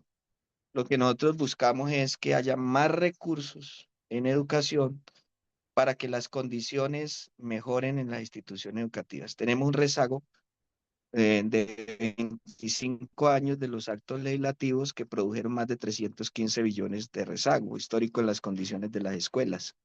Lo que nosotros buscamos es lo contrario, que en los próximos 12 años la fórmula de crecimiento tiene que ir al 39.5 y que esos recursos primarios se mantengan en el porcentaje que tenemos hoy. Eso nos garantiza un crecimiento, pero además de eso, que de los nuevos recursos, hoy cada 100 pesos estamos recibiendo 22 en el gobierno de Duque, hoy lo subimos a 29, pero nos falta 39 al subir al 39.5. Entonces, lo que buscamos es que ese crecimiento, un 80%, sea para los sectores de salud, de educación, de agua potable. Y ahí nos encontramos nuevamente con esa economía política neoliberal, porque gobernadores y alcaldes lo que quieren es que se desmantele el Estado central en materia de competencia educativa y se vaya a las regiones, llamándolo descentralización. Lo que nosotros decimos es que no va a haber una descentralización para privatizar. Los servicios públicos se descentralizaron a los municipios, a los departamentos. ¿Y qué pasó? Las privatizaron. Nosotros decimos que la descentralización de los recursos debe ser sobre la base del fortalecimiento de los derechos. Es decir, para nosotros es mucho mejor educar a un niño de la escuela rural a que le pongan una placa huella. La placa huella de la vereda la pueden hacer con otras fuentes de financiación, de regalías, de presupuesto general de la nación, de los convenios regionales y todo eso. Pero esta gente neoliberal y política contraria al gobierno del cambio lo que quiere es el manejo de los recursos. Esa es la tensión que tenemos en la ley orgánica, que va a empezar el debate en los próximos, yo creo que en los próximos 15 días va a haber ponencia positiva y debemos estar pendientes de eso. Eso también implica una política distinta al neoliberalismo, es decir, fortalecer el derecho. Y no hay otra forma de fortalecer los derechos materialmente, es con financiación. Uno puede hablar románticamente, puede hacer otras cosas, porque también en el vocablo neoliberal nos metieron la eficiencia de los recursos. Entonces, ser eficiente es que usted con lo que tiene haga las cosas bien, solvente sus necesidades, solvente sus desigualdades, solvente sus brechas con buen trabajo con lo que tiene. Entonces, en un salón se puede convertir en un restaurante escolar si usted es eficiente. Nosotros decimos que el derecho implica tener el restaurante para que los niños puedan recibir la alimentación de manera adecuada y sea nutritiva. Esa es la distancia. Entonces, la una es social, la otra es individualista, porque la otra dice, no, señor, aquí hay que mantener el tema de darle bonos a los pobres, migajas a los pobres para que los ricos vivan bien. Eso se va a presentar si llega a pasar los bonos y eso se puede contrarrestar si nosotros le ganamos la pelea teniendo más recursos para la educación en los próximos 12 años. Modelo económico. Piketty, esta pregunta es interesante. Bueno, sí, ¿qué hacer entonces? Los teóricos dicen Stiglitz, que fue del Banco Mundial, un economista, pero el hombre ha aportado cosas interesantes. Él dice, los esfuerzos individuales para contrarrestar la política neoliberal mundial no son suficientes. No es suficiente incluso una nación que intente resolver el problema de manera individual. Los chinos tienen un sistema capitalista socialista basado en el totalitarismo del Estado, que ha demostrado un socialismo, el capitalismo dentro del socialismo, ese modelo. Los esfuerzos de comunidades de interés, lo llaman otros expertos, es decir, agremiaciones, sindicatos, gremios, tampoco es suficiente. Entonces, se propone por parte de Stiglitz y otros economistas medidas de integración.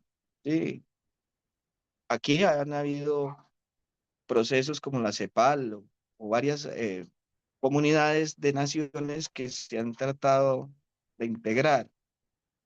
Los BRICS se integraron, pero, pero entraron a competir también, lo mismo que la Unión Europea, que son resultados esperados.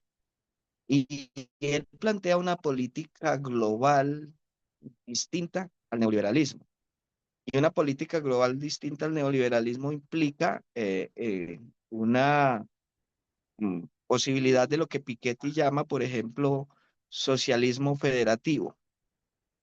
Piketty plantea como política global un socialismo federativo, socialismo ecológico, llaman en algún libro, plantea eso en el Capital del siglo XXI, ahí plantea ese tipo de cosas, un socialismo federativo. Otros plantean lo que decía el profe por aquí, que no estaba de acuerdo, un capitalismo humano que tenga mejor distribución de riqueza, que tenga tanta acumulación de riqueza.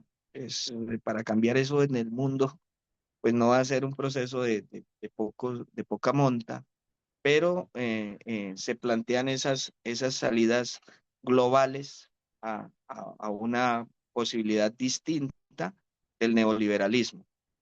Es un monstruo, porque el neoliberalismo, vuelvo y repito, no es solamente económico, es una batalla cultural como la plantea Gramsci. Gramsci la plantea desde la posibilidad de transformar y revolucionar una hegemonía distinta, plantea las hegemonías y las hegemonías se hacen sobre una base cultural. Ahí es donde el maestro puede ayudar desde la academia, pero un maestro operario pensando distinto, pues no lo va a hacer. Entonces, la hegemonía cultural de Gramsci es esa, es cómo cambiar el imaginario de la gente, cómo cambiar el que el pobre vote por su propio verdugo.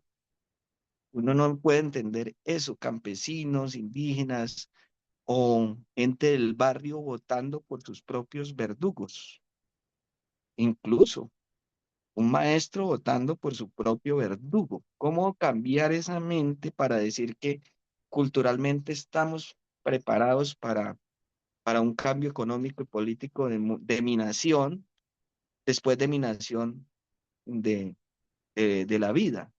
¿Cómo yo soy capaz de sobreponerme al consumo desde el punto de vista familiar? Hoy uno va a las casas o uno sin darse cuenta termina con muchas cosas y sale todos los días a la ciudad y termina uno es sobresaturado, porque culturalmente el consumo nos tiene también esclavizados. Entonces, ¿cómo cambiar todo eso? Es el reto y el desafío de la humanidad. Tendría que avanzarse porque el problema es que el capitalismo se reinventa, el capitalismo fluye y Rosa Luxemburgo lo decía, es comerse su propia cola, inventarse todos los días. Entonces, si hoy pagamos por el agua, mañana podemos pagar por el aire y pagar por el otro porque tiene que haber el negocio, tiene que haber la tasa de ganancia, tiene que haber la tasa de ganancia. Desde los tiempos de Malthus decían que la tasa de crecimiento de los productos iba a ser inferior a la tasa de crecimiento de la población y que entonces íbamos a vivir y por eso siempre iba a haber la desigualdad. Hoy se ha demostrado que la tasa de crecimiento, la tasa de ganancia es superior, el crecimiento económico de los países es superior a la población. Lo que pasa es que ese crecimiento, ¿para quién? Para unos poquitos. Entonces, para cambiar eso, se necesita mm, lo que Piketty dice, un socialismo federativo, otros dicen un capital humano que distribuya mejor la riqueza. Ahí está el debate, una integración mundial que es necesaria y posiblemente inevitable cuando las sociedades negacionistas se den cuenta que vamos a acabar con esto, de seguir con esa desigualdad, con ese consumo y con esta situación. Yo creo que dejo ahí porque ahí están las cuatro componentes de lo que yo entendí. Si hay alguna puntual que no respondí, hace parte de una serie de preguntas que no alcancé a captar de manera escrita, pero el llamado es a eso. Ahora, tengo que decirlo y aprovechar aquí este espacio. Esa economía depende de la política. Si hay una reversión de que la política se sobreponga a la economía y no de que la economía le imponga a la política las cosas, que es lo que está tratando de hacer el presidente Petro. Petro trata de que la política esté por encima de lo económico, poner los recursos económicos para la gente, y es lo que el Congreso no le deja, porque el Congreso piensa en su pedacito y en sus empresarios y en sus cosas, en sus intereses personales. Esa es otra forma de reversar. Y En eso tiene que ver mucho en la decisión de qué país queremos, de qué Estado queremos, de qué gobierno queremos. Y con el respeto del que piense lo contrario de lo que voy a decir, porque eso es la democracia. Nosotros tenemos aquí en Colombia una inmensa posibilidad el 31 de mayo de continuar para que la política económica sea al servicio de la gente, más social. Pero si nosotros desaprovechamos esa oportunidad, nos van a destripar y es acabar con FECODE, es acabar con el maestro, pero no el maestro socialista, comunista, como lo llaman ellos, es el maestro como maestro, es el gremio al que van a perseguir, incluso al mismo uribista maestro que les da el voto. Aquí no van a discriminar nada y la educación y el trabajo se va a afectar, las relaciones laborales se van a precarizar. Si no creemos en eso, miren lo de Bogotá. En Bogotá ya las huelgas son sancionadas, lo que está pasando en correos de transmisión entre los secretarios de educación, y eso que son expresiones todavía no totalitarias de lo que nos puede pasar. Entonces no desaprovechemos esa oportunidad porque aquí dijeron, bueno, ¿y qué hacemos? Pues el cambio es que debe continuar. La política progresista en Colombia debe continuar para que en América Latina sea, y no hay otra forma que ganar en primera. Te dejo ahí. Muchísimas gracias, compañero Edgar, por el desarrollo de la ponencia y también por el tiempo para complementar las diferentes preguntas. Es bien Ah, venga, importante se me olvidaba, Julito, los referentes. Recomiendo los siguientes libros. La economía política de la desigualdad en América Latina y el Caribe. Ese es un libro muy bueno. El de Tomás Piketty, El socialismo ecológico. De Juan Carlos Monedero, La política para indiferentes.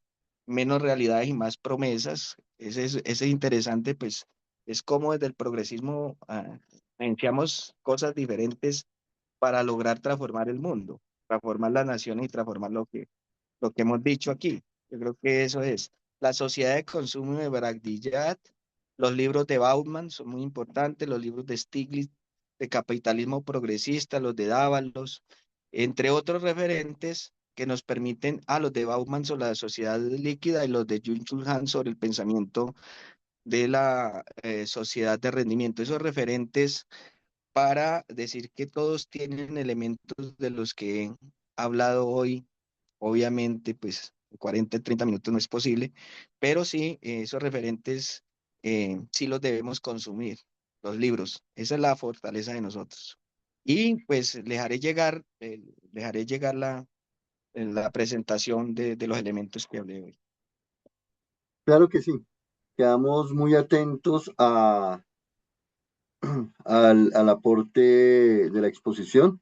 Nos piden el favor de que si su merced nos escribe los nombres de la bibliografía o si por favor nos la adjunta en la presentación que nos va a compartir, ya que son escritores que nos pueden permitir ampliar este trasegar académico.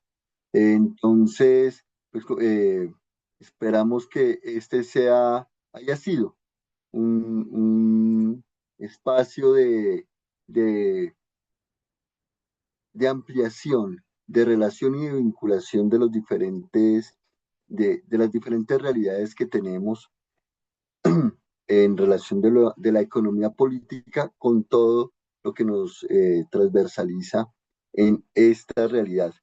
Es importante todas las reflexiones que se han planteado y cómo dentro de un derecho fundamental que es la educación, se han venido incluyendo desde la mirada neoliberal, desde el capitalismo, conceptos que llevan a, a esa economización del derecho fundamental. Y lo mencionaba Edgar y lo mencionaron también compañeros y compañeras, como el hecho de hablar de estándares, el hecho de hablar de competencias, ¿sí? Cómo hemos individualizado el proceso de construcción de los conocimientos y la apropiación de los mismos.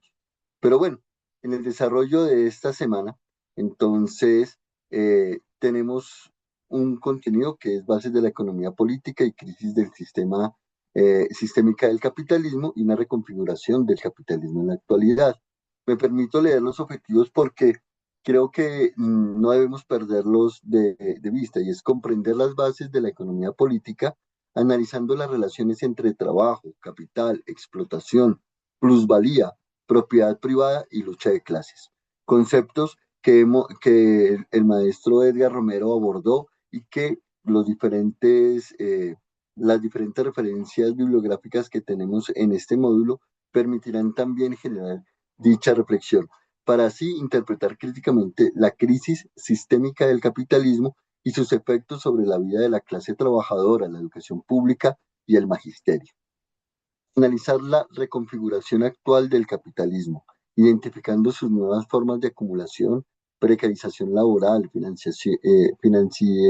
financiarización, extractivismo, mercantilización de los derechos y control tecnológico, con el fin de fortalecer la conciencia de clase del magisterio y aportar a la construcción de alternativas sindicales, populares y socialistas. Por supuesto, entonces vamos a hacer un estudio de la economía política y esto nos permite el desarrollo de conceptos mencionados. Las actividades. Con base en las lecturas y la videoconferencia, desarrollar la actividad interactiva semáforo crítico y en ella vamos a identificar en rojo lo que debemos denunciar, escribir una situación que afecta a la escuela pública y otra al magisterio. En amarillo, lo que debemos analizar, explicar en máximo 4 líneas qué concepto de economía política permite entender esa situación. Y en verde, lo que debemos transformar y es proponer una acción pedagógica, una sindical o política para cada una de estas. Y el segundo es teniendo en cuenta los materiales de lectura y la videoconferencia en el foro, en un máximo de 10 líneas, responder de qué manera la crisis sistémica y la reconfiguración actual del capitalismo se expresan en la educación pública y en el trabajo docente y qué papel debe asumir el magisterio organizado para enfrentar estas formas de explotación, mercantilización y precarización. Esos son los puntos. Hemos puesto unas lecturas elaboradas desde el propio equipo de escuela sindical y género. Una de ellas es Introducción a la Economía Política de FECODE.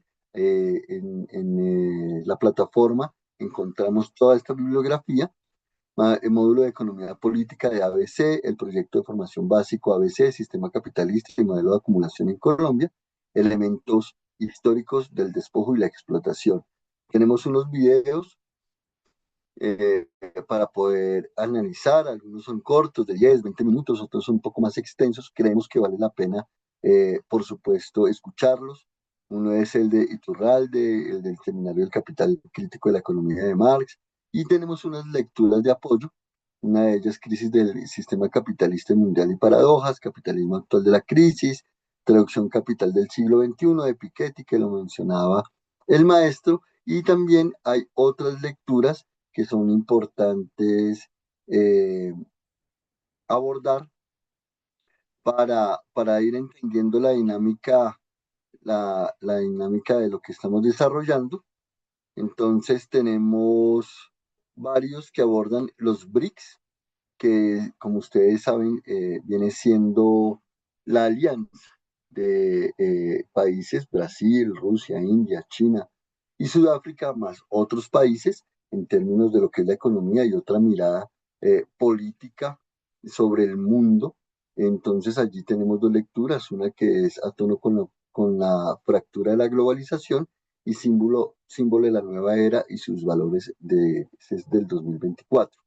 Entonces, pues les invitamos a que podamos abordar este módulo de la mejor manera, que la lectura sea en complemento.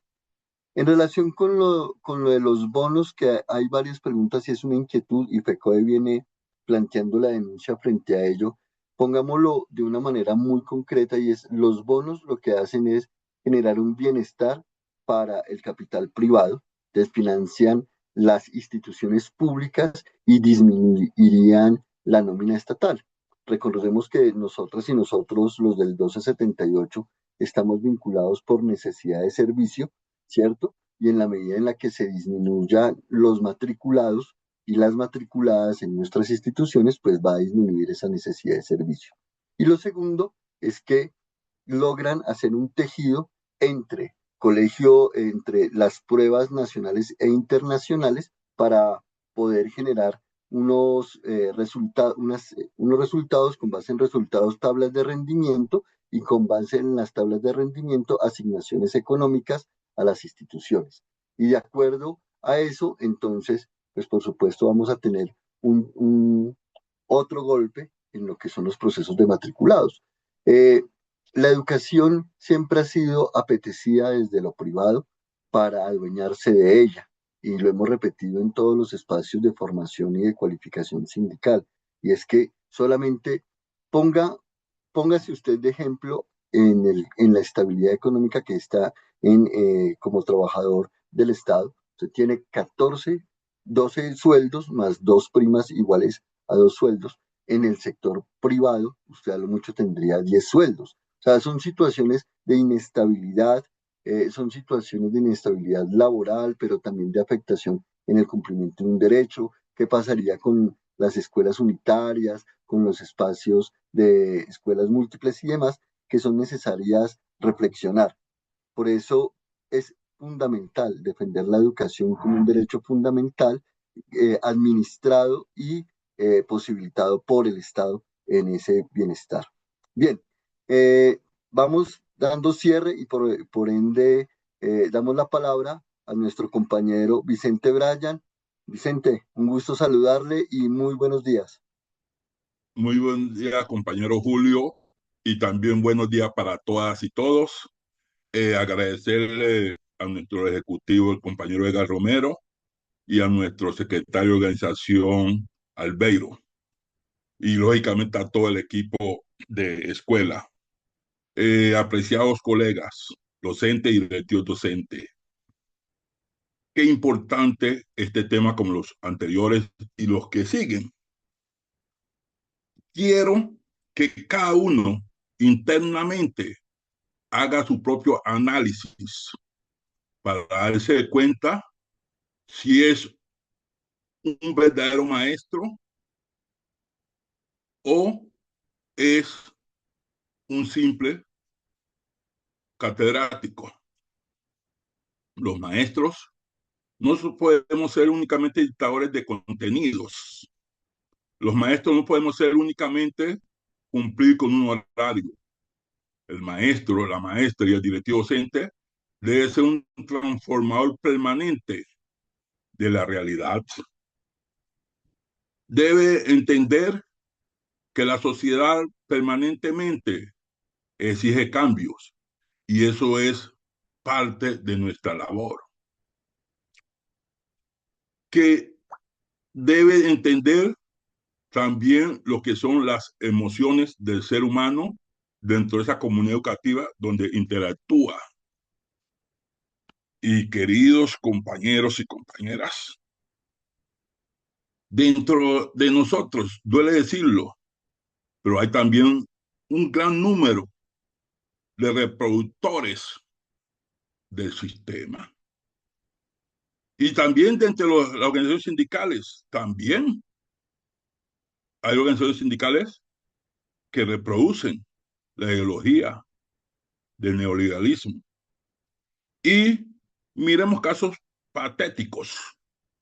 Con la ley 100, cómo se privatizó la salud y cómo los médicos dependen de los contratos de las EPS con unos salarios ridículos, insuficientes. Y ahí está la explotación. Nosotros los docentes y directivos docentes también reproducimos el neoliberalismo. Por ejemplo, hay instituciones donde hay 80, 120 horas y en lugar de buscar que se nombren 3, 4 docentes, ¿qué se hace? Horas extra. Y allí se pierde la posibilidad de que se nombren 3 o 4 maestros. Y vemos compañeros que se pelean por las horas extras cuando no son obligatorias cogerlas.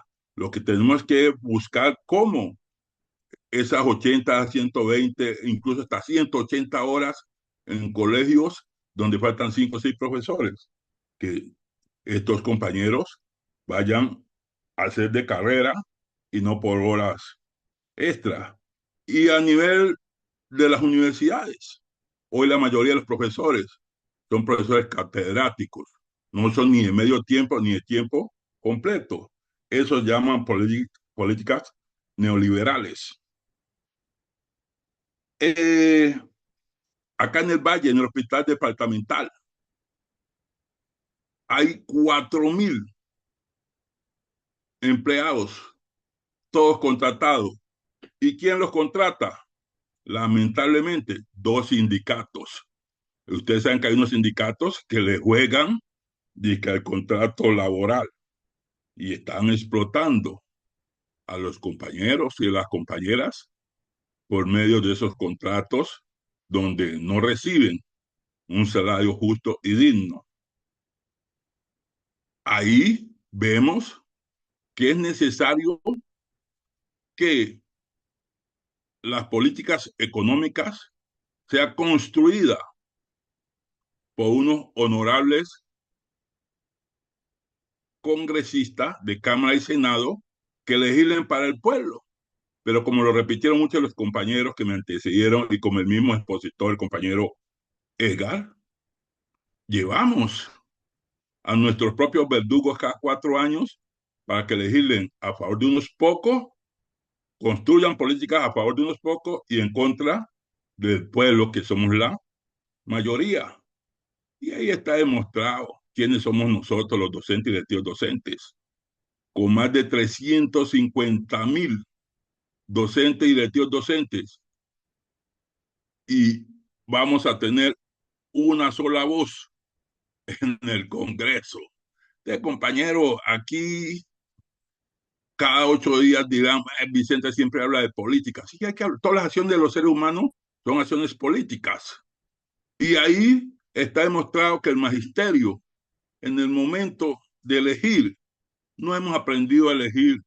La gran mayoría no aprendió a elegir. Somos unos poquitos los que sabemos elegir a personas del pueblo, que conocen las necesidades del pueblo, que saben las políticas neoliberales que nos afectan tanto en la educación, en la salud, en el trabajo, en síntesis, en todas las actividades que realizamos. Por eso, desde FECODE, desde la escuela, esperamos que esto nos sirva para pellizcarnos.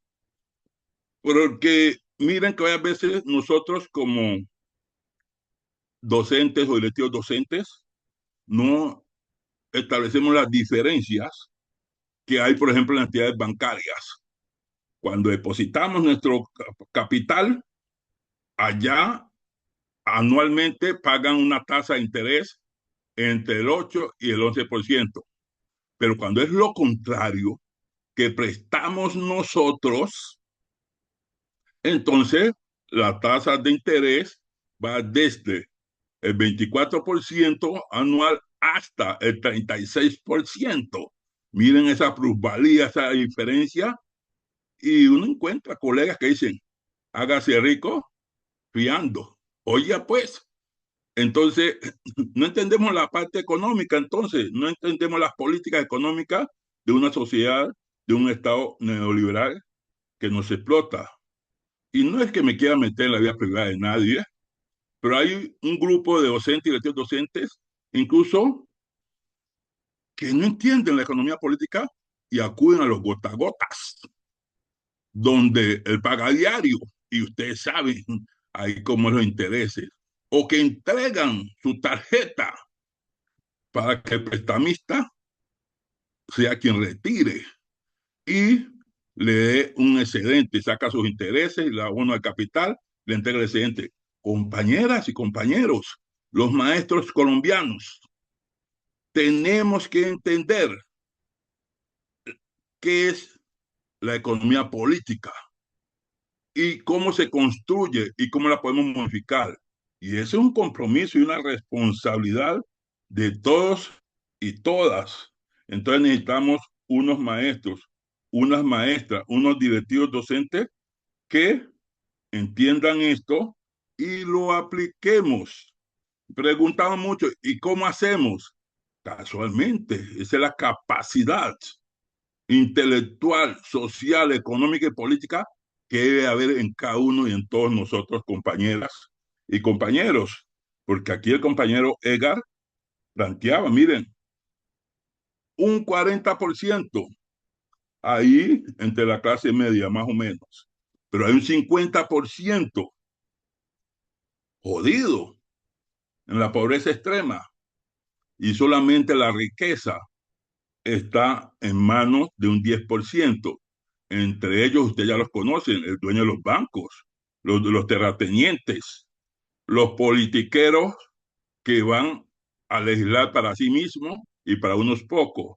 Entonces, quiero, con el debido respeto, compañeros, a que miremos qué acciones colectivas desde las subdirectivas, desde los delegados, desde los activistas, unidos con los padres de familia, con los estudiantes, o sea, con la sociedad, con los excluidos, nos unimos a transformar. Y para transformar tenemos que llevar mujeres y hombres que hagan leyes que permitan ir modificando estas normas y leyes neoliberales de explotación exagerada.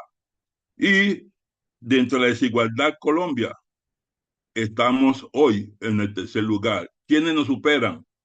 Solamente Haití y Venezuela, porque estamos de segundo. Ahora hemos bajado al tercero, porque nos supera Haití y Venezuela. Entonces, educador, transformador, todos y todas tenemos esa tarea, a queridos compañeros. Y termino diciendo lo siguiente, miren que a pesar de la oposición ramplante del Congreso, del actual Congreso, que tenemos las minorías allá y tampoco logramos tener las mayorías en las nuevas elecciones que pasaron el 8 de marzo del presente año, se logró hacer muchas cosas en favor de los estudiantes de SENA, como le dijo el compañero Edgar, a favor de nuestros ancianos, de nuestras Fuerzas Armadas, de nosotros, compañeros docentes y directivos docentes. Y a pesar de eso, uno encuentra colegas criticando, pensando que en 4 años íbamos a superar las desigualdades de 212 años. Eso era imposible, apreciados compañeros. Entonces hay que darle continuidad. Ojalá ustedes, compañeros y compañeras que están haciendo ese diplomado, lo pongamos en práctica ya. Y ponerlo en práctica ya es lograr que este 31 de mayo, este mes que estamos, logremos darle continuidad a ese gobierno alternativo para que siga generando cambio. Y estos 8 años no serán suficientes. Hay que seguir eligiendo gobiernos que transformen la realidad que tenemos en favor nuestra para contrarrestar, repito, los 112 años. O sea, un siglo, 12 años estuvimos bajo el imperio de la oligarquía colombiana. Es allí esa reflexión. Espero que los compañeros y compañeras que votan por los verdugos no se sientan incómodos, pero es nuestro deber como FECODE y como equipo de escuela pellizcarnos para que entendamos, comprendamos, nos unamos y generemos el cambio que todos anhelamos. Un feliz fin de semana y chao, chao. Hasta la próxima.